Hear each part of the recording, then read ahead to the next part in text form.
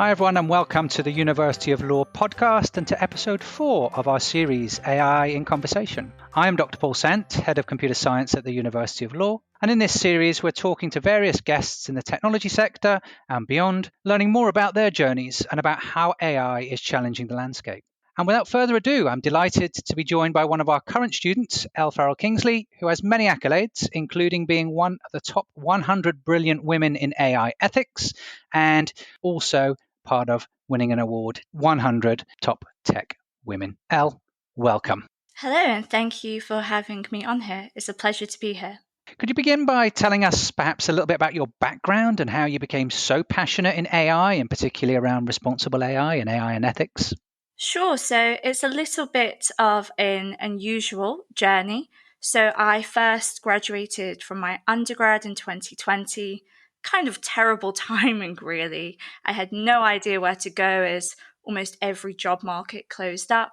And I found myself working in the journalism sector as a journalist, presenter, and editor, and really found myself drifting towards technology, emerging tech, and even more importantly, the future of what technology will become. So not just current issues, but what will the development of technology look like in 10 years, 20 years. And then from there, I was very fortunate to work in big tech on generative and conversational AI, really kind of driving what it takes to humanize an AI. And then from there, I'm now currently the founder and strategic advisor for Cybervision, where I advise different policy, NGOs, and government organizations, the development of AI, and then I provide training and regulation updates for different organizations.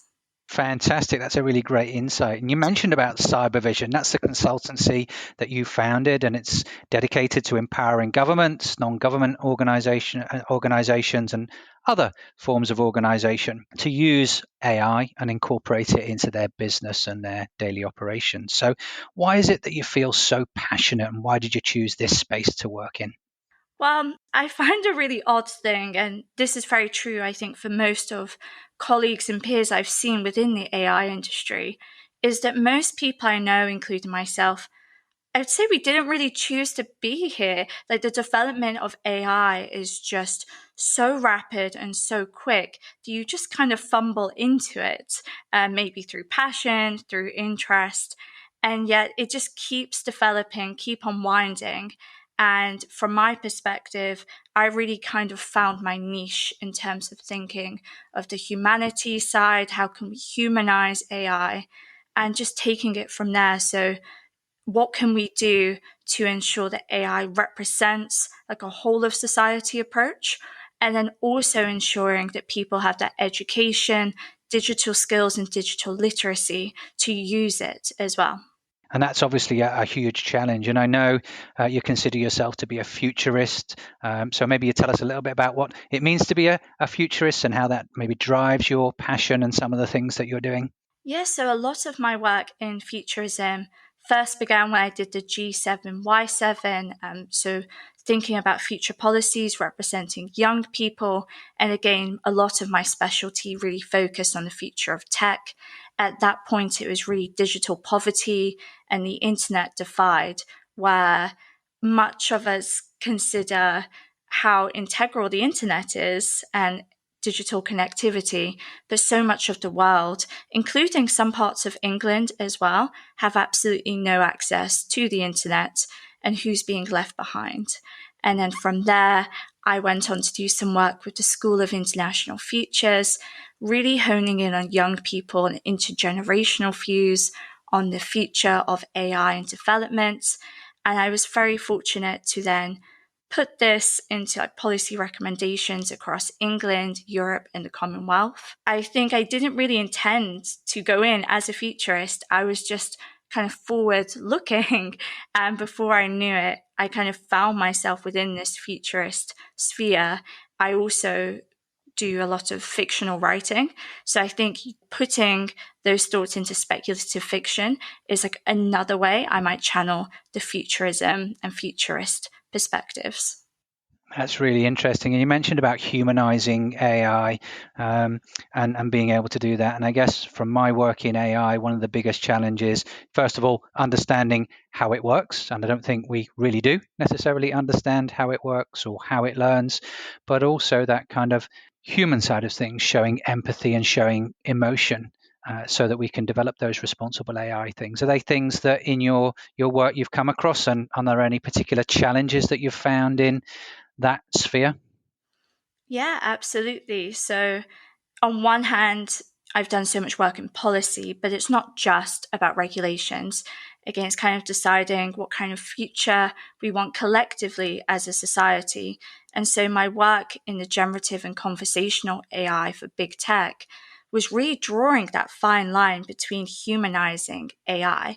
So, how can you ensure that, for example, an LLM model, so a large language model, balances the line of sounding friendly and non-robotic enough that users want to use it and don't feel kind of frightened or kind of an uncanny valley effect from it. But then how do you also balance that it doesn't sound so human that people think it's sentient, which is another real growing concern. And I think whilst balancing those two, we've seen so much media headlines kind of going to the worst case scenarios, leaning towards the sentient aspects, whilst we're so early in the development. So I think that's a concern, especially sensationalized headlines from the media, just kind of putting it out of proportion. Yeah, and I think that's really important because one of the other areas I know you work in is responsible AI. And I think, potentially we do have a duty to make sure that the AI applications that are developed are responsible. But on the other side, in many areas, it might be in a capitalist society, or we're trying to marketize some of those things. And I'm not sure they necessarily go hand in hand. But what's your experience of working in the kind of sphere and the area of responsible AI, and what are the key things that currently are hot topics, so to speak? Oh, there's so many. So it's such an exciting topic, I think, too. So I think a lot of people spend so much focus on the question of whether AI will change the world, but I think it's really about whose values it's embodying and presenting to the end user. And from that, it really is so important on who is training those AI models. And because of this, we're starting to see AI bias, which is a huge topic in itself. And I think when people think about AI bias, they might think of it as something as simple as, well, just don't program it and don't train it on biased perspectives. But inherently, people are biased and that comes through. So even something as simple as in the UK, for example, young girls tend to do better in education than boys. Like statistically, they tend to have higher grades. And somebody training that AI might unknowingly just put in something like girls tend to do better in grades than boys. However, that would create huge bias, and then the AI could regurgitate that and then send out very harmful messaging. So that's one concern. I think a second concern is deepfakes, especially how difficult it is for people to decipher. And again, it kind of goes back to the media where there's so many huge headlines at the moment. And I think people are growing, it's more challenging to identify what's real and what's not. And even the question of beginning to have to question, is this real, is this not, can be very unsettling for many people. There's also the risk of data privacy and collection, which I think is the real underlooked and overlooked prospect of AI.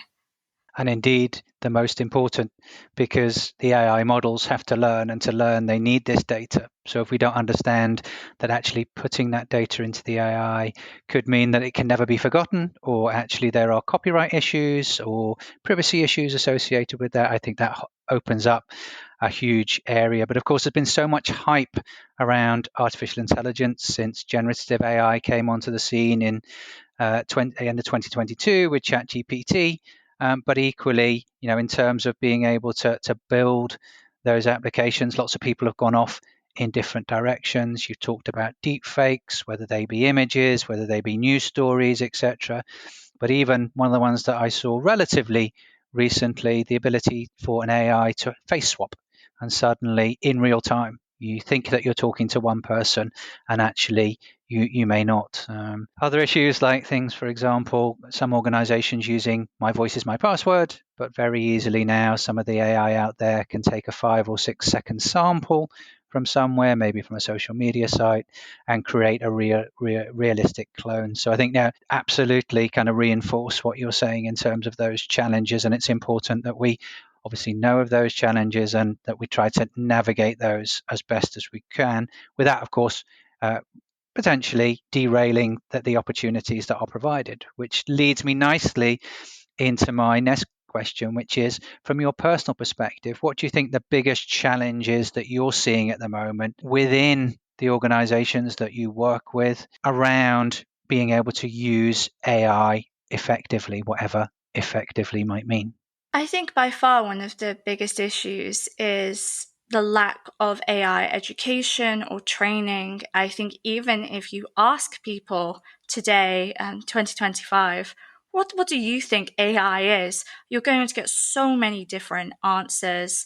And I think one of the risks of people in my type of bubble within the people I work with is that because we're so entrenched in AI, it can just feel like, of course, everybody is just as up to date as we are. Of course, they know of the risks, the concerns, not to put your personal images into an AI, for example.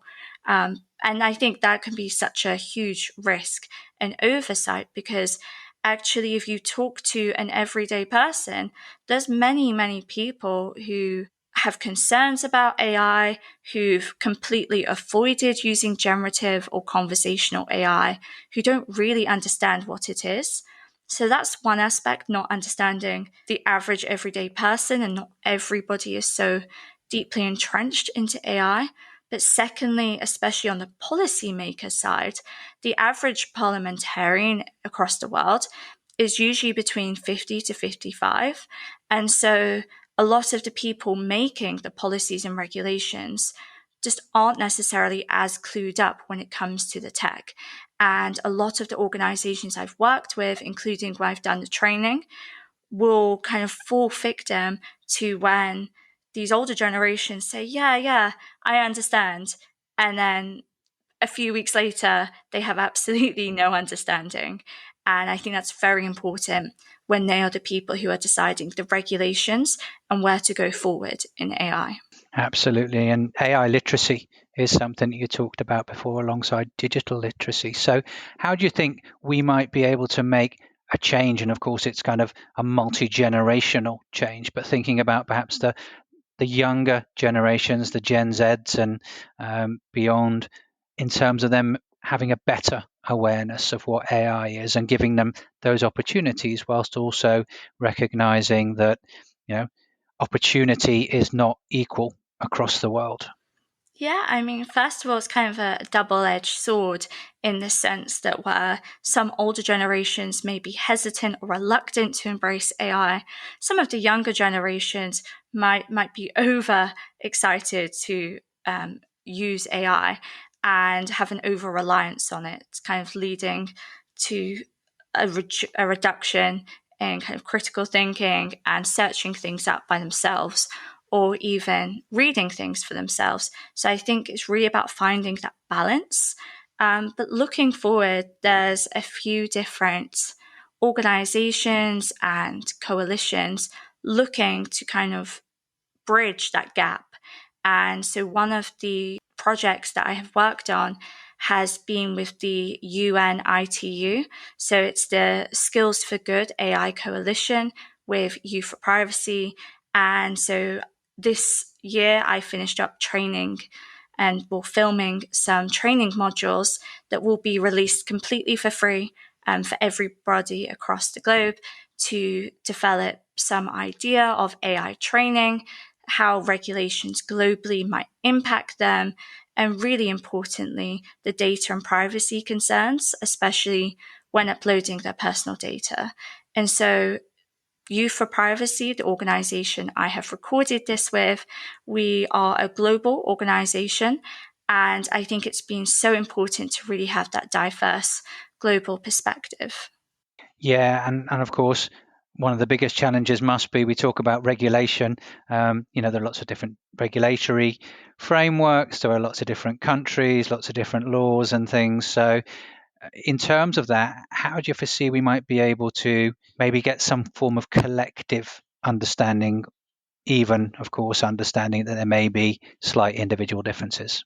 Well, last September in 2024, we just had the UN Summit of the Future, where member states collectively made pacts for the future, bringing all of those different countries and states together to create forward-looking policies for the future for all generations.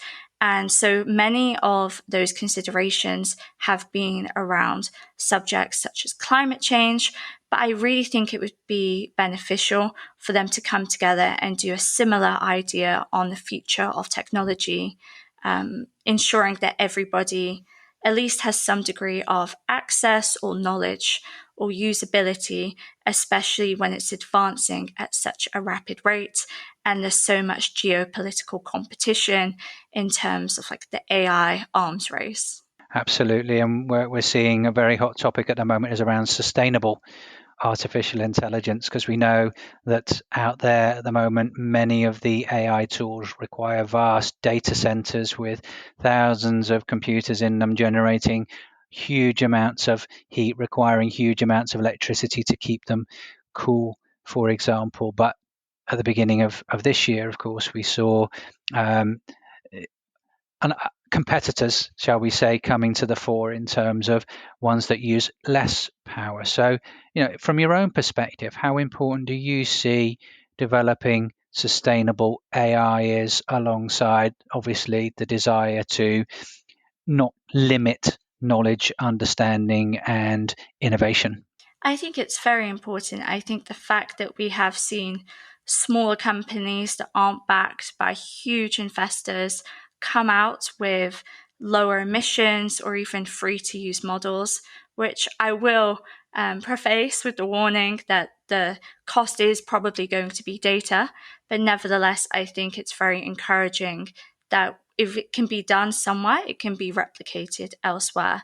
However, I do think one of the concerns and overlooked aspects is where many people focus on the water or the emissions used.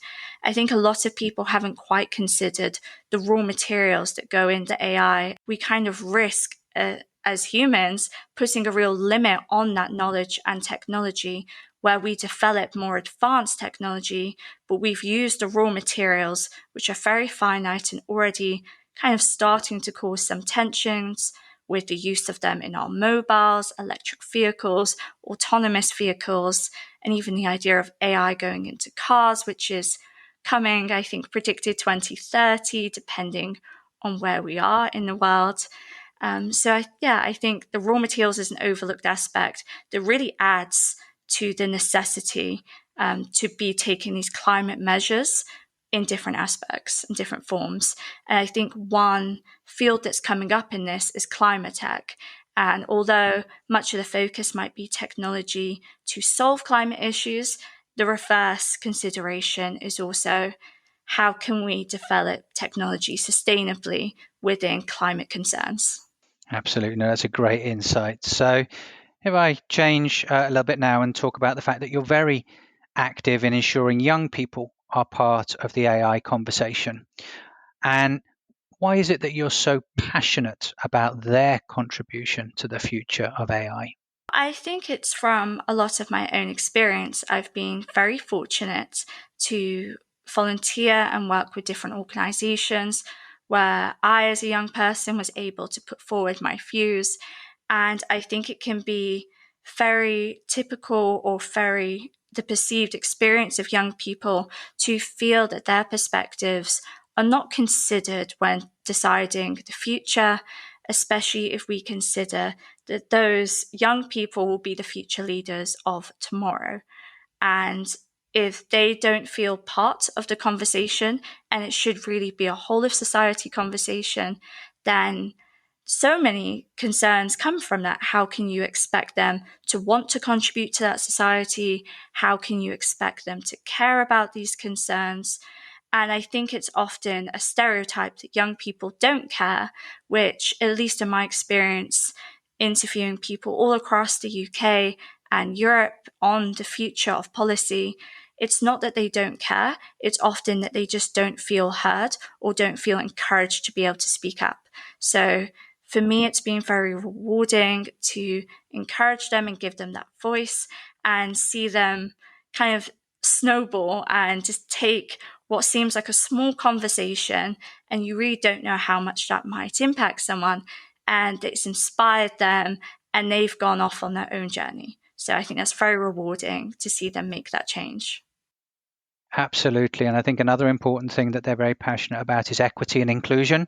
And of course, AI at the moment is not necessarily equitable and inclusive for everyone. So have you been doing any work in that sphere to say, for example, access to AI, or precisely what you mentioned before in terms of having those perhaps unheard voices being amplified and actually being taken into account? For sure. So I've been working on two projects. Firstly, I do a lot of work for women in tech and women in AI because we are often very underrepresented. And my personal experience, even 5 years ago within tech, I've had experiences when I've had interviews within the technology field and I'm the one who is interviewing them, and they have just assumed I'm the personal assistant or the secretary. And very embarrassing, I think, for them. It's a very awkward situation. So I've really enjoyed kind of championing women kind of being involved in the creation of AI. And as a result, even in just 5 years, I have seen such a large increase in women sharing their thoughts on AI and technology. And it's been so great to kind of see them making that impact. And then also looking forward, I think that's starting to grow more and more diverse as more people from different backgrounds become involved as well.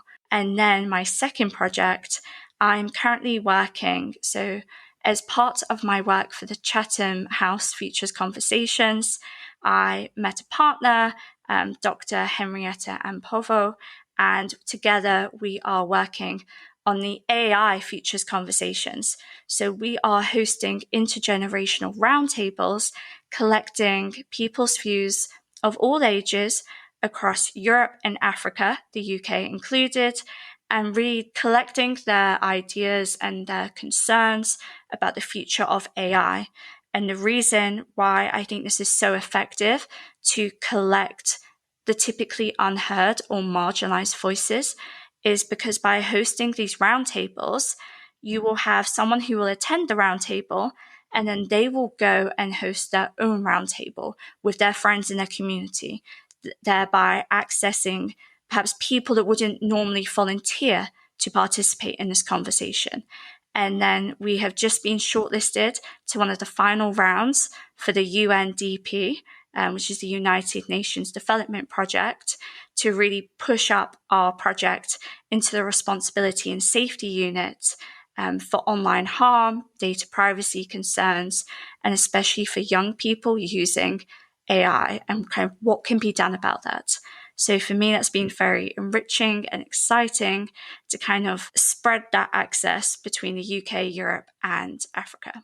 That sounds really interesting. We look perhaps forward to hearing a bit more about that, either through, your general and more public activities, or perhaps also within the kind of University of Law and other networks. So that's absolutely fantastic. I think I've exhausted all the questions that I have, but I want to give you a chance now, just in case there's anything that we haven't necessarily picked up on today that you'd like to make sure is part of this podcast so that our listeners are absolutely aware of what is important within the work that you're doing. Yeah, so I have two things I would like to raise. The first being that I know perhaps some of the work I have done might sound intimidating or scary, or even how on earth can she manage so many different things? But personally, I find that when you kind of follow those values, the path will kind of just create itself. And my personal experience has been working on one project that I've been really passionate about, has led to someone else who knows another person working on a project, and then it goes from there. And I think in the age, especially within a traditional sphere of like law, for example, my path is very unconventional, but I think that's very fun. I couldn't have planned for this at all because there's been so many unexpected bumps along the way, the pandemic being one of them. But I think that's really what's made the journey so special. And secondly, I think even if we look away from making such a giant impact in terms of policy, I think a good way to look into the future for anybody interested in futurism or futurist work is to really look into speculative fiction, kind of going with a what if question, and then kind of pulling the thread and going, okay, where would that lead me? And I think that can be a safe place to explore ideas. And for example, we've seen that if we think of Asimov Foundation or iRobot, where sci-fi explored what AI and robotics might look like. And now he's largely referenced even when it comes to considering AI ethics or politics or regulations. So I think when we're developing the future of AI or ethics, it doesn't just need to come from books or textbooks. There's such a large amount of mediums that we can get our ideas from. Fantastic. Well, thank you for joining us today, Elle, and for our listeners for joining in. Thank you for having me. Please do follow us on Spotify and Apple Podcasts to get notified on new episodes in this series. Bye-bye for now.